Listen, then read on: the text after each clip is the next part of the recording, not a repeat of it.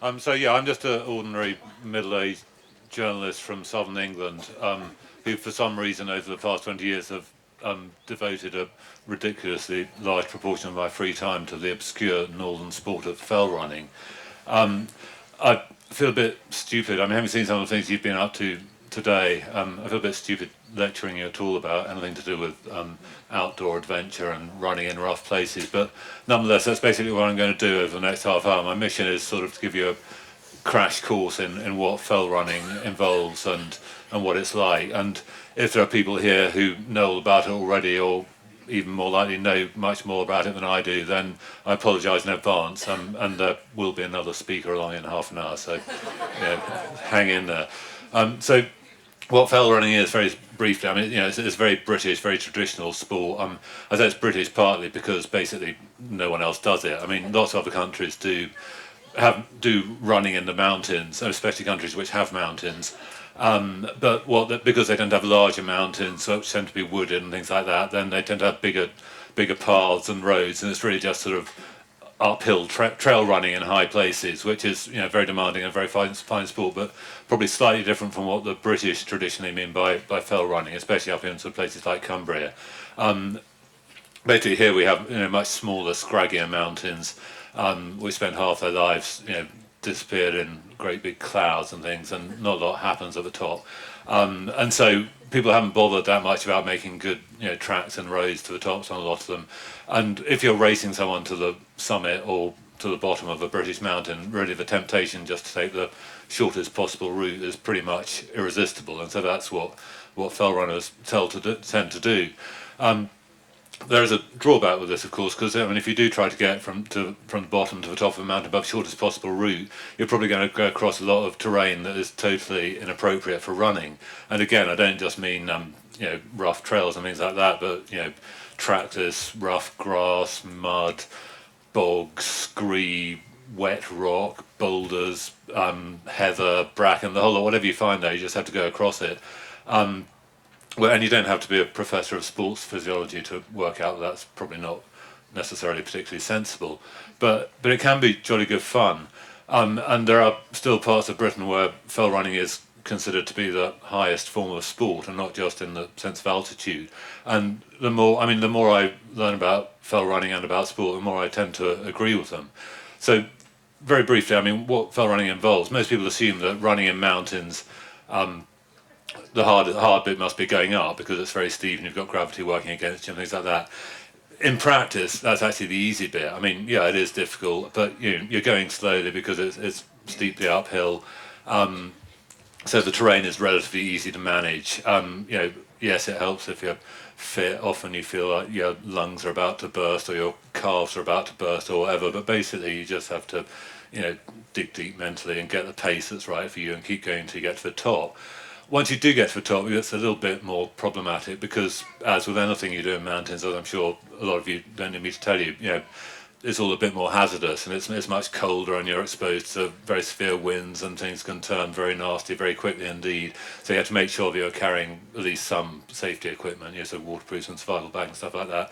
Plus you're already exhausted and drenched in sweat, and so the risks of exposure and hypothermia and things like that are very real.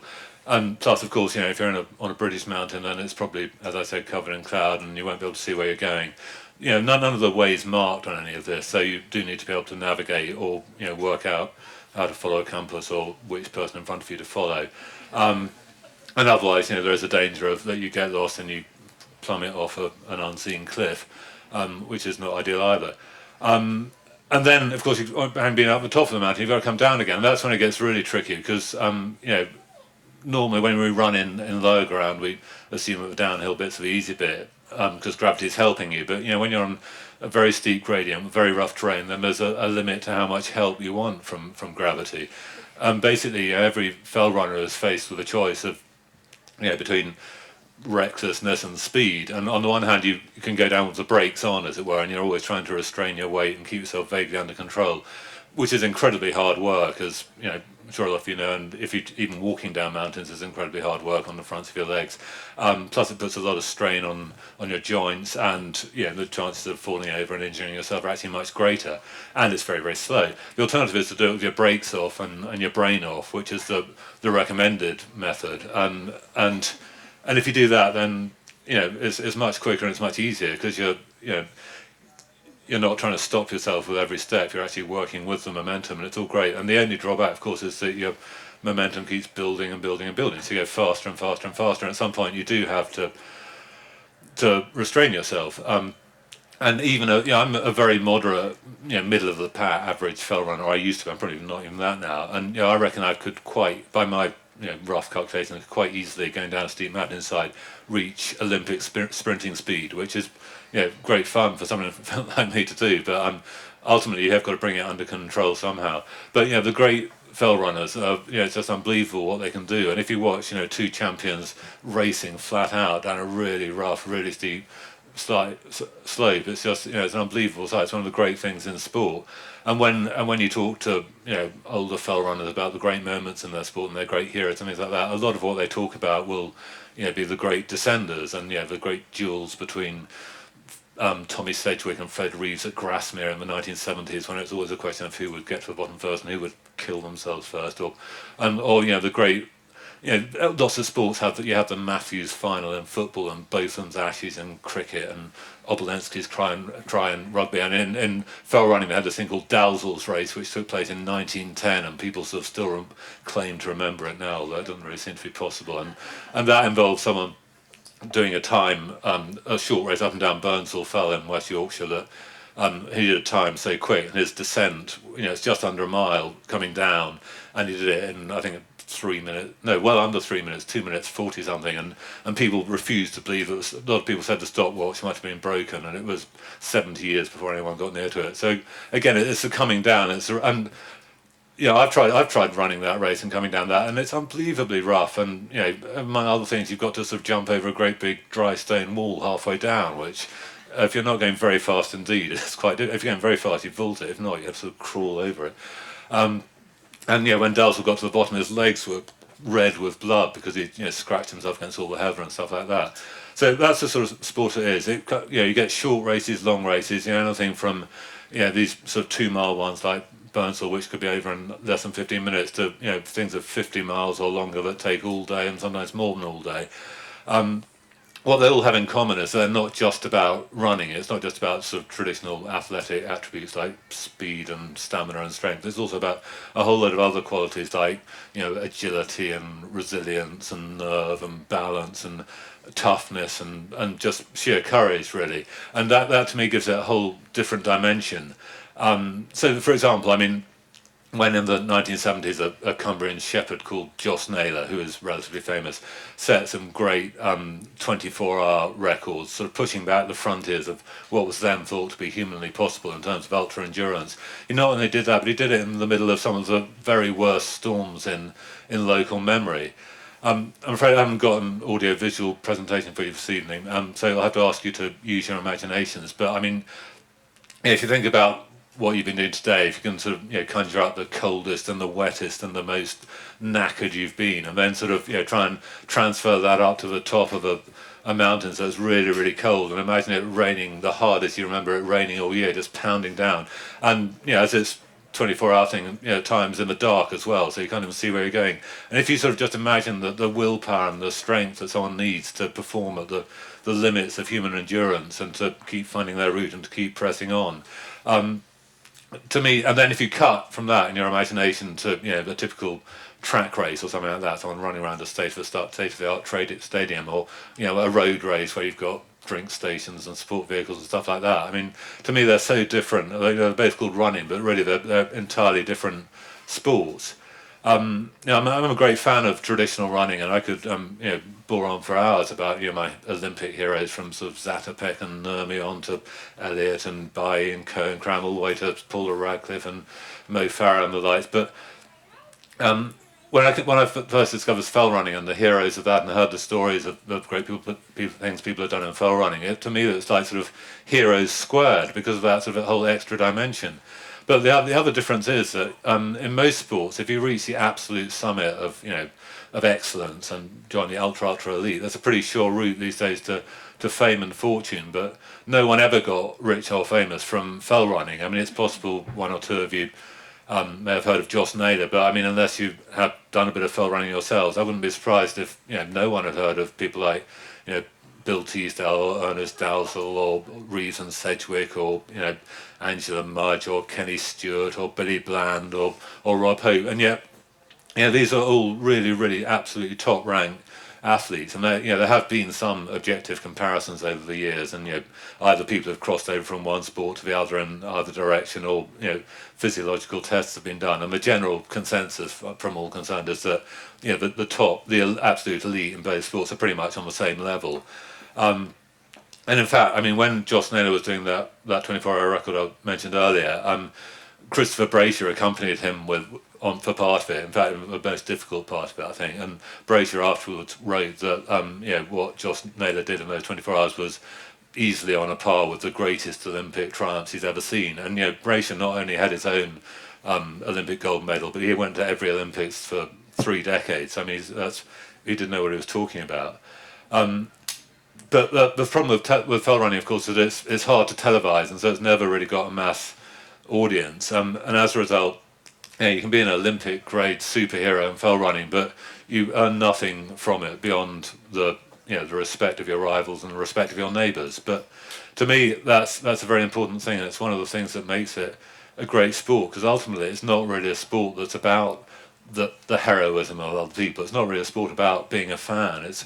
It's much more a sport about the heroism that you find within yourself when you try and set out to achieve your own fell running objectives, whether they're great or small. And at a time when I think what a lot of people now mean by the word sport is sort of some lucrative and viciously competitive branch of the entertainment industry, where cheating is rife and success can be bought, and the win at all cost mentality is not just tolerated but encouraged. Fell running is one of the few sports that have remained totally true to their roots, and I think that's a valuable thing about it as well. I mean, I think a lot of sports, and probably you might have found this as runners, it tends to be a bit of a two-tier thing, and the absolute elite go in their special events and their special stadiums and things like that. Everyone else, you're allowed to get the same state-of-the-art gear from the shop, so once you've handed over your money, that's putting your headphones on the pavements with you into the parks, and do your own thing, and the mass participation stuff, and you're allowed to take part in certain events like this are still very much a rarity, and most people you just get channeled into the off the peg events, the 5k and the 10k and the half k and the marathon, and that's your lot, and then you've done running. Fell running is a much more democratic thing. We all have the same experience, whether the superheroes do it faster, but basically we all line up on the same starting line. We all have the same unique experience with every race. We all change in the same car park. We all challenge by the same slopes and the same weather conditions. Because one of the great things about fell running is that every run and every race is different. And you talk about a mile record in a stadium, and it's always the same track, and it's exactly the same. When you talk about the record for Ben Nevis or Snowdon or something like that, I mean, each time someone does it, it's slightly different. It could be slipperier or drier, and the heather could be longer or shorter, and this and the other. So it's really a much more personal thing. And then afterwards we all wash in the same stream and drink in the same pub. It's really not a glamorous sport, but it is a sport that you are allowed to be fully involved in. My particular speciality, my sort of special obsession within fell running when I was doing it a lot was a sort of minority sport within the minority sport. It was a thing called the Bob Graham Round, which is one of the sort of probably the most famous of the 3 great British mountain 24-hour challenges. The idea is the Bob Graham Round is just a circuit of mountains. It's 42 mountains. It's about 72 miles if you take the right route. I think it's 27,000 feet of ascent and descent, which is a bit less than Everest. And to do it, you have to complete it. It's not a race. It's just something you can do whenever you want. But to do it, you have to complete it within 24 hours, which is quite difficult. It's very difficult. I mean, tried it. It was first done in 1932 by a Cumbrian bed and breakfast keeper called Bob Graham, surprisingly enough. But then after that, for a long time, it was considered to be impossible, and a lot of people sort of started to doubt that he could really have done it, although it was witnessed. And all through the sort of 40s and 50s and 60s, there was this great mystique about it, as something that was perhaps impossible. In the 50s, particularly, when people were trying to do challenges, trying to climb Everest for the first time, trying to do a 4-minute mile for the first time. A lot of the same people were involved in those two things, and also in trying to do the Bob Graham round for the first, or actually the second time. And in each case, it was considered an impossible challenge. Eventually, a second person did it in 1960, and then in the course of the 60s, it got up to 2, and then 3, and then 4. And then I think when there were about 5 of them, they formed a club, the Bob Graham 24-hour Club, which is this fantastic club that it's totally free to join. Anyone can join it, and the only catch is you have to do the 72 miles and 42 beats in 24 hours, which is a drawback. But like Everest and 4-minute mile, it has over the years seemed to get easier in the sense that more people have done it, and that's the way things work. The impossible becomes possible, and once the psychological barrier's been broken, and perhaps a few tricks of how to do it have been passed down, and equipment's got better, things do get a bit easier. And the last time I looked, I think about 1,400 people or something like that had done it ever, which is still not very many, but it's a big difference to none. But it is still bloody difficult. I know of at least one Olympic gold medalist who tried and failed, at least one world famous polar explorer who tried and failed. So it is very difficult. For some reason, I got this idea that I could do it, and which is actually absurd because I am not particularly good anyway. But they say that to be a good fell runner, you'd have 4 things really. You have to be very light frame, preferably well under 10 stone, no body fat and all that sort of thing. Good heart and lungs, the sort of real sure-footedness on the mountains that you can really only get by spending a lifetime in the mountains to just master that terrain, and also a sort of indifference to pain and danger that borders on lunacy. And I was this sort of 13-stone southerner who spent the best years of his life smoking and had weak ankles and was terrified of heights. So it really wasn't ideal. But I decided I wanted to do it, and I tried, and eventually it became one of those things where I thought, how difficult can it be? It must be possible to, all you have to keep putting one foot in front of the other for 24 hours and try to do it fast enough. And I'm afraid I haven't got time to begin to describe the years of obsession and thousands of hours and training and practicing and poring over maps and studying nutrition and kit and stuff like that I went to do it, and I tried and I failed, and I tried again and I failed, and I tried again and I failed, and one time it was injury, and another time it was the weather was too bad, and another time I just collapsed from exhaustion. But eventually, after 5 years altogether, I did eventually try it and get around it, and in the process I felt, sometimes I felt embarrassed at the vast amounts of time I devoted to it, but I did also think it was I'm really glad I've done it, and it was a very, I learned an awful lot from it, ranging from the fact that to be good at fell running, it's partly about being fit and things like that, but actually I did much worse when I was super fit than perhaps when I wasn't quite so fit. But I had just developed this sort of mental hardness and this sense of just being prepared to put up with whatever discomforts the mountains were going to provide, because the mountains always provide discomforts of some kind, and you learn other lessons as well, and how if you really set your mind to something and refuse to give up, then who knows what you can accomplish. And if you're doing something that lasts a long time, then you have low points and you have high points, and you mustn't get overconfident in the high points, and during the troughs you just have to find a little part of yourself that says, yes, this is a trough, it's bad, but nothing lasts forever and I can get through this. So, and perhaps the most important thing of all that I learned was that in running, as in probably anything that you do that's difficult, you do have to be totally honest with yourself, and it is possible to kid yourself that you're doing all you can and you're putting the hours or whatever, but perhaps you're not actually really accepting what you're trying to do involves. And I think that for me was the key hurdle. And once I realised that if I wanted to do a 24-hour challenge, that would involve a full 24 hours of pain and misery, and not just the sort of usual 16 or 17 hours and then give up, then I managed to do it. So for all those reasons, it's something that it seems a very stupid and arbitrary thing to have done, but I'm very glad I did it. And perhaps the best thing I took from it was just a sense that that I learned for the first time really what sport and running and the British outdoors can really be and involve if you start once you start to allow yourself to run outside the box, as it were. I mean, I think it's very easy when you take up running just to get channeled, as I said before, into the sort of conventional ways of running.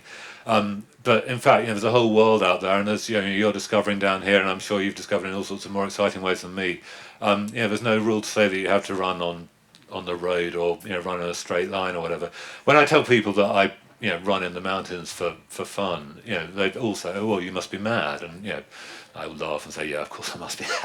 But these people who see nothing odd about running for an hour on a stationary treadmill indoors, for example, or running round and round in circles on a track, or pounding away through clouds of exhaust fumes on a pavement, that's maybe that's sane, and what I do is mad, but I'm not quite so sure. And I think part of the thing with fell running is it might get a bad press because we do like to moan about the bad side. I mean, you're runners. I'm sure you know what happens when 2 or 3 runners get together and start moaning about their injuries and things like that, and their little strains and stuff like that. So that's nothing to when 2 or 3 fell runners get together and start bragging about their blisters and their sprains and their bruises and their bits that have dropped off. And I mean, I won't even begin to go there actually, because a lot of it's disgusting. But the thing that keeps it coming back is the actual joy of it. And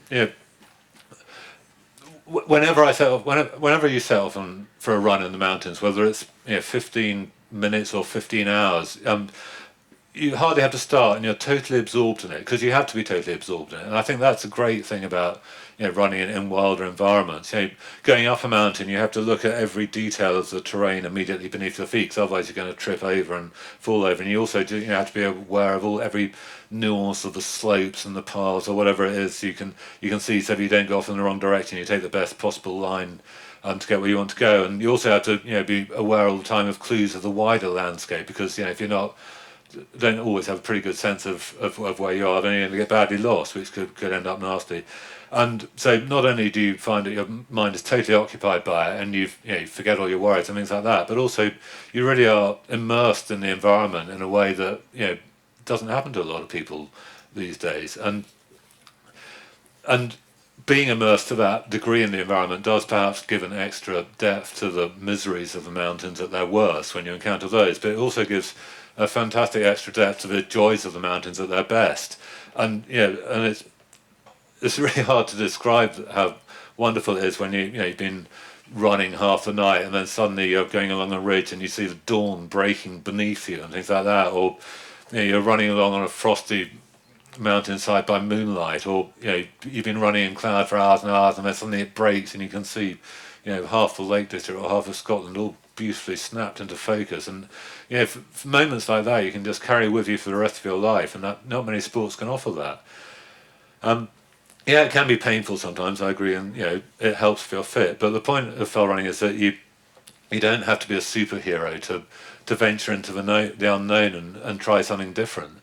And you don't have to be a superhero just to break out of the shell of physical caution, which I think encases a lot of adult lives. I keep reading in newspapers sort of lists of things that every child should do before they're 10 and stuff like that, and it always involves sort of playing with sticks and killing wild animals and things like that. But I always think, why do children get these lists and they never have them for grown-ups? And really most of us, by the time you're 20, it's all stay upright, keep your clothes clean, and be sensible. And I think it's fantastically liberating, and everyone should do it. And it looks like some of you have been doing it. Just to get muddy and to fall over when you're sober and stuff like that. And go out in bad weather. You might get cold or bruised or grazed, but it almost certainly won't kill you, and it's probably worth it. And I think the American playwright Thornton Wilder once said that the definition of an adventure is that when you're having an adventure, there's always some point within it when you wish you weren't, and wish that you were safely back at home living a normal, boring life. And by that definition, I think virtually every time I've been fell running, every time I've run in the mountains, or even in the countryside, it has been some sort of adventure, because there's always some low point where you think, oh God, this hurts, I don't feel like this. But there are high points as well, and even the low points have their great value. And I found that in the mountains more than anywhere else. That at some point I found many times, you know, you're out there somewhere in the mountains, you're cold, you're exhausted, you're hungry, you're footsore, you're bruised, you're actually probably a bit frightened because, you know, I quite often get frightened when you're suddenly up in the even now you can be up in, you know, high places and suddenly, you know, it starts snowing and the clouds close in and you don't know where you are and you think, fine, I've got to be a bit sensible here. And when you're really, really exhausted and you feel you can't go on, then it is quite tempting just to say, well, I'm going to have to lie down and die. And then you think about it, well, hang on. That's not a very good option either, is it? So although you can't stop, although you want to stop and you feel you can't go on, you can't actually stop either. So somehow you find something within yourself that, you know, forces you just to put one foot in front of the other one more time, and then one more time after that, and then on and on you go, just a few more minutes, and then a few more hours, and no matter how bad you feel, you do always get there in the end. And then hours later you look back and think, well, I've just done something that a couple of hours ago I thought was completely impossible. And that's a wonderful feeling to have, whether you have it on a small scale or on a large scale. And to me, that is you know, what sport and running really ought to be about. I think we probably hear a bit too much these days about how, you know, sport is about winning and records and where we come in the medals table and stuff like that, which actually I don't give a toss about. And what sport ought to be about, to me, is joy, and above all, as I said, about you know, finding your inner hero and just finding what you are capable of and giving it a shot, and, you know, learning stuff about yourself. And fell running, I think, is a great sport for doing all those things, so I'd recommend it. Okay, thank you very much.